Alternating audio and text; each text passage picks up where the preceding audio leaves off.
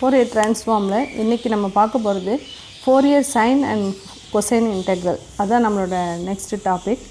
Fourier Sine first பார்க்கலாம். f of x is equal to Fourier Sine integral and Cosine integral. அதில் f of x is equal to 2 by pi integral 0 to infinity sin lambda x integral 0 to infinity f of t sin lambda t dt d lambda.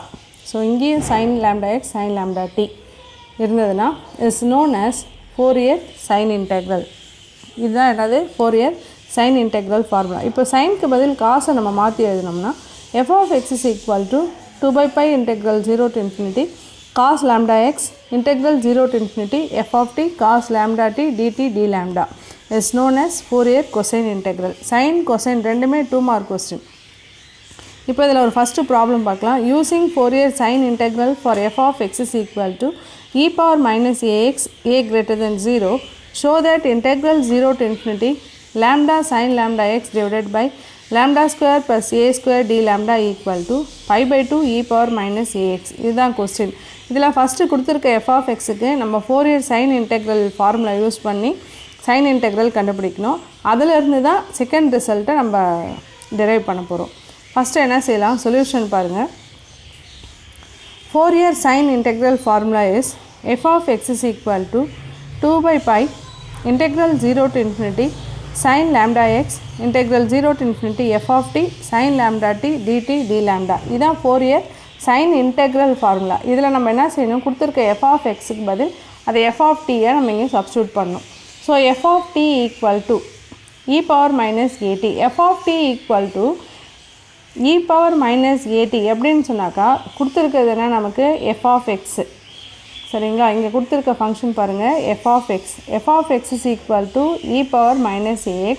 நம்ம ஃபார்முலாவில் f of t இருக்கிறதால நம்ம f of x என்னன்னு மாற்றிக்கணும், வேரியபிளை tன்னு மாற்றுறோம்.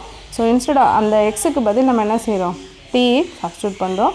So f of t equal to e power minus at. இதை நம்ம இப்போ ஃபார்முலாவில் சப்ஸ்டியூட் பண்ணலாம்.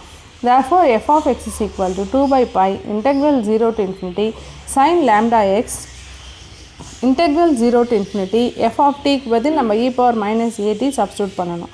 So e power minus at sin lambda t dt bracket போட்டலாம் இது வரைக்கும் into d lambda. இப்போது integral 0 to infinity e power minus at sin lambda t dt இதை பார்த்தீங்கன்னா integral 0 to infinity e power minus ax sin bx dx அந்த ஃபார்முலாவில் இருக்க மாதிரியே இருக்குது. ஸோ a இருக்கட்டில் a தான் இருக்குது, bக்கு பதில் என்ன இருக்குது, லேம்டான்னு இருக்குது. இப்போ இந்த ஃபார்முலாவை நம்ம இன்டெக்ரேஷன் ஃபார்முலா அப்ளை பண்ணிவிட்டு லிமிட் அப்ளை பண்ண பிறகு நமக்கு கிடைக்க போகிறது b by a square plus b square. அதுதான் ஃபார்முலா. ஆக்சுவலாக upper limit infinity, lower limit 0 நம்ம அப்ளை பண்ணோம்னா e power minus into e power 0 வேல்யூஸ்லாம் போட்டுட்டு final answer b by a square plus b square கிடைக்கும். இங்கே b வந்து லேம்டா, a வந்து ஏன்னு இருக்குது.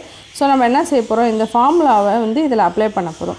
சரிங்களா, integral 0 to infinity e power minus at sin lambda t dtக்கு பதில் b by a square plus b square போடுறோம். b இருக்க இடத்துல லேம்டா, ஏக்கு ஏவே தான் இருக்குது.